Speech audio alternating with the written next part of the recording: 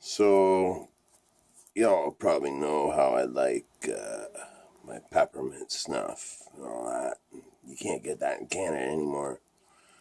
And so I've been dipping on this Skull Dark. This is kind of like my Canadian dip when I can get. I don't know how. I don't think I'm gonna buy another can of it, but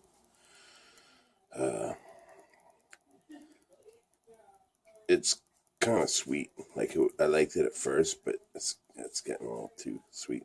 But anyhow, when I was at my children's house just now, I saw in her cupboard a jar of peppermint extract. So I threw a few drops of peppermint extract in my Skull Dark. So I figure it'll be like a Skull Dark mint.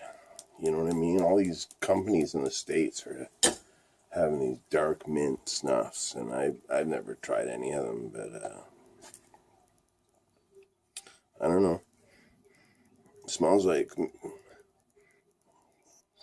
mint snuff. Let's try a little lip here.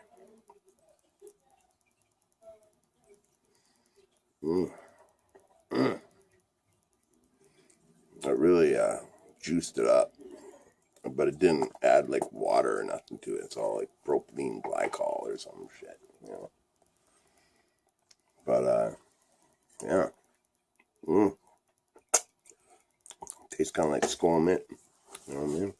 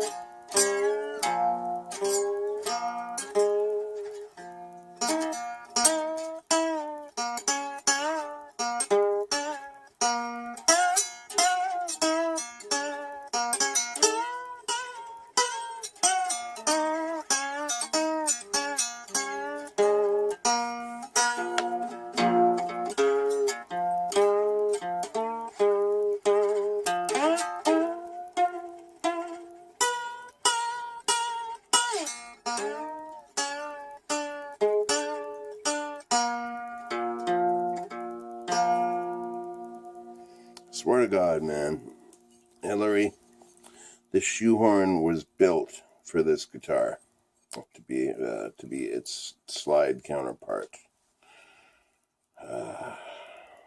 It's true. This is a fucking phenomenal thing here. I've been sent a lot of cool things in the mail this year. It's one of the coolest things. But yeah, I don't know. I just kind of felt like making yet another video today. We made a lot of videos today. And I've been not feeling well lately. And I threw my back out really bad. And it's hard for me to do fun stuff, like make videos and write songs and learn songs and shit when I can't think straight. So, yeah, Today's a spamming day for sure. All my 4-part diatribe fucking history of the silver, not diatribe, but Grandpa Simpson history of the Silver Hearts. It's still not even fucking near complete. Like, but whatever. That's all good and well. Something really nice happened. Usually, I even though I always say, I'd rather have people watching my videos than subscribing, and or whatever. It's not about numbers or whatever. I do keep track of everything just for interest's sake. I have like all the YouTube content creator apps and shit like that. And yeah, most of my videos get either 0 to 10 hits, say, over the course of a few months. There's videos that I've been up for a year now that only have 7 hits on them, So, I never expect a lot of airplay, It's all good. But the fucking RIP to Tony Kinman video I made, and, if I'd known so many people were going to watch it, I would have fucking done a better job on it. Not that I think it was horrible, but, fucking, like, it's in the 80s now. Like, I think it's almost, I think, like, it's always different what it says, what the people can see and what I can see in my content creator thing. I think it's because it's, like, a few hours ahead or something. But, yeah, almost 90 people, I think, have fucking hit that video. Like, that's one of the most popular videos I've ever put up, for a fucking less than a week being up. Like, I think that's probably gotten more hits than anything. So that's kind of neat. I'm glad. I hope somebody thought it was interesting and watches more of my stuff, but I don't really expect that, but I hope so. But the nicest thing was, now Chip Kinman, his brother, who's also equally as much of a musical hero to me as Tony was, the two of them together are kind of inseparable in my mind. And but Chipper wrote me a little private message saying thank you for making a video about his brother. And Chip, if you watch this video, it's more than a fucking honor. You don't gotta thank me for nothing. I'm sorry your brother died. Sorry to be going after saying that. Don't mean any disrespect. Yeah, fuck, I'm sorry your brother died, dude. And all my condolences to you and yours. But yeah, I was pretty honored that Chip wrote me and said thanks. So it's the little things, I was told once back in the 90s, I was applying for a playwriting grant. Basically, so I could get a bunch of money so I could live for a year as an artist writing plays, which actually worked out for me. I got a shitload of money and was a playwright for a year in the late 90s. And the fellow who helped me write the grant, Mr. David Bateman, I don't know if I should have said Mr. in front of that, but David Bateman, the great artist, the great Toronto / Peterborough artist, David Bateman, helped me get that grant. And I couldn't have gotten the grant without him, let's put it that way. And but yeah, he told me, he said, and this would go for any career, really, when you think about it. But he said, when you choose a career in the arts, there's everyone thinks there's a great defining moment in the arts when you get discovered or somebody finds you or whatever, you know.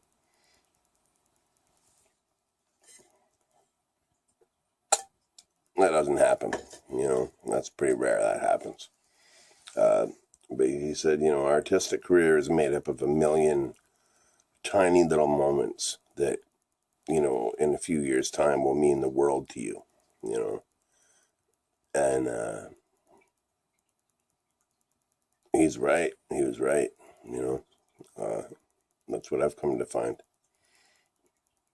over my, I don't know, quarter century working in the arts, music and theater and performing arts and such. It's certainly, there's, I mean, I'm fucking broke on welfare, you know, after touring the country and making award-winning records and fucking doing it for a couple decades. Sitting here eating ramen noodles, going to food banks, broke on welfare. But so you know, there's no money in it. But the memories, it's all. I don't regret a fucking second of it. You know, I wouldn't have chosen any other path, nor could I have. You know, so that's the way it goes. But yeah, I don't know. Thanks for putting up all my shit today, and I hope you dug the videos and my rambling silver hearts and all that kind of stuff.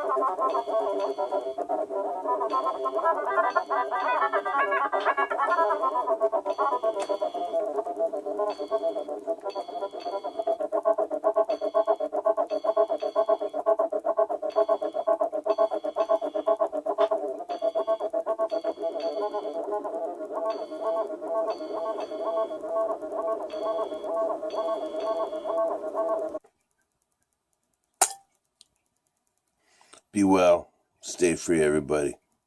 Take care.